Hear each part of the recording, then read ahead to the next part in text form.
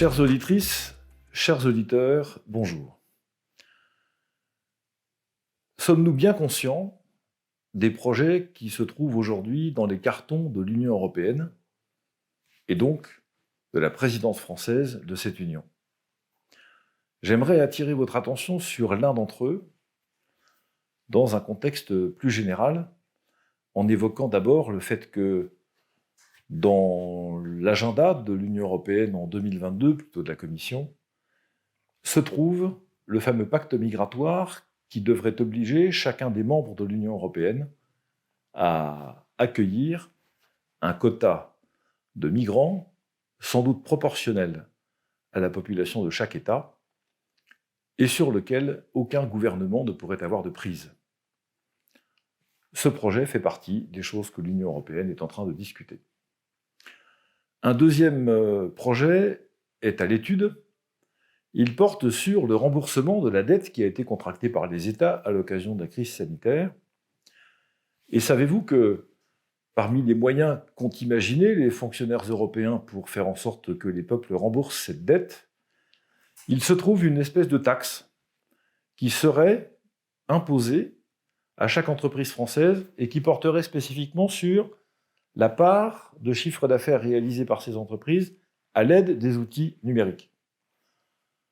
Quel que soit le montant de cette taxe, quelle que soit son assiette, quel que soit son motif, nous assisterions pour la première fois dans l'histoire de l'Union à l'instauration d'un impôt européen, ce qui, évidemment, personne n'en doute, renforcerait la capacité de l'Union à se poser comme un véritable État et non plus simplement comme un instrument de coopération entre des pays.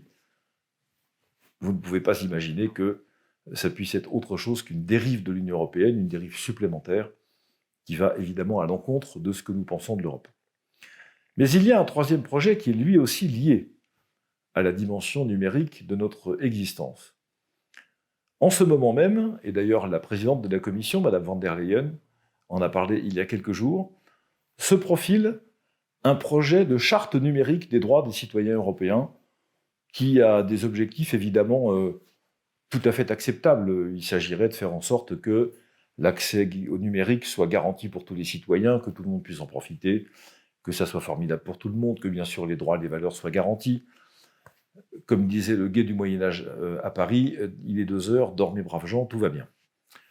Il se profile cependant la question de l'assignation à chacune d'entre nous d'une identité numérique, d'une espèce de matricule que nous garderions, chaque citoyen européen, du début de notre existence jusqu'à sa fin. Et cette identité numérique permettrait, par le biais de divers systèmes d'information, de vérifier et d'entrer dans un certain nombre de dimensions de notre existence. Et imaginez-vous que cette identité numérique est évidemment, par exemple, liée aux objectifs qui sont désormais des objectifs légaux et contraignants, la présidente de la Commission l'a rappelé il y a quelques jours, de réduction de l'empreinte carbone de l'Union européenne. Alors je vais prendre 2 exemples très concrets. L'Union européenne dispose de votre identité numérique et elle sait comment vous repérer parce que, évidemment, cette identité figure dans tous les systèmes numériques que vous utilisez tous les jours, vos ordinateurs, votre téléphone, que sais-je encore. Et puis vous allez acheter, parce que vous aimez bien la viande, espèce de bande de méchants mangeurs de viande, vous aimez bien la viande de bœuf et vous allez en acheter quelques kilos toutes les semaines parce que vous aimez bien festoyer avec vos amis, vous avez une famille nombreuse ou alors vous êtes d'affreux viandards, comme on dit de temps en temps. Eh bien, au bout d'un certain nombre de semaines où vous aurez acheté par semaine 3 ou 4 kilos de viande, on va vous dire, monsieur, le kilo supplémentaire de viande de bœuf fait que vous dépassez votre empreinte carbone. Donc peut-être que vous n'aurez pas le droit d'acheter de la viande de bœuf ce dimanche-là. Ou peut-être qu'il vous coûtera plus que le kilo vous coûtera plus cher. Peut-être que vous aurez une pénalité. Ou peut-être que votre permis social à la chinoise se verra amputé d'une réduction de votre capacité de déplacement ou de consommation, ou qu'on augmentera votre prime d'assurance, que sais-je encore. Prenons un deuxième exemple, si vous voulez bien. J'imagine que vous vous déplacez de temps en temps. J'espère en tout cas que vous en avez les moyens, parce que par les temps qui courent, ça devient difficile. Mais imaginez-vous que pour vos loisirs, eh bien, c'est la 4e fois cette année que vous vous apprêtez à prendre l'avion pour aller là où vous voulez, soit tout seul, soit avec les personnes de votre choix. Bien, on vous dira, monsieur, le 4e voyage, ou madame, le 4e voyage est celui de trop. Et donc, comme on aura repéré, grâce à votre identité numérique, que vous êtes un consommateur effréné de litres de kérosène, d'empreintes carbone et de trajets en avion, eh bien, on vous fera payer le trajet suivant plus cher, ou alors, là encore, on réduira votre capacité d'agir dans la société et donc vos droits.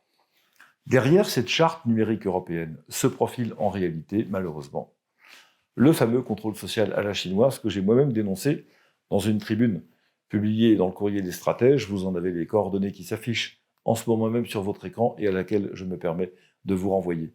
Conclusion politique, très simple. Ni Emmanuel Macron, ni Valérie Pécresse, ni peut-être même Madame Le Pen n'ont véritablement envie de rompre avec cette dérive autoritariste, et je suis poli, de l'Union européenne. Aucun de ces trois candidats n'a envie de rompre avec le capitalisme de surveillance qui est en train de se mettre en place de manière subreptice grâce à des bonnes intentions et, comme d'habitude, une technique de camouflage extrêmement bien éprouvée. Et donc, je mets en garde contre cette évolution. Je vous mets en garde sur le choix que vous devrez faire à la prochaine élection présidentielle. Ne laissez pas s'installer à l'Élysée un candidat ou une candidate qui ne romprait pas avec cette logique.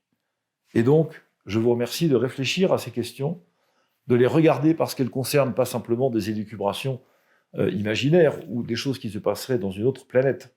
Non, c'est notre vie quotidienne qui est en jeu et l'ensemble de nos droits. Merci de votre attention. À vendredi prochain.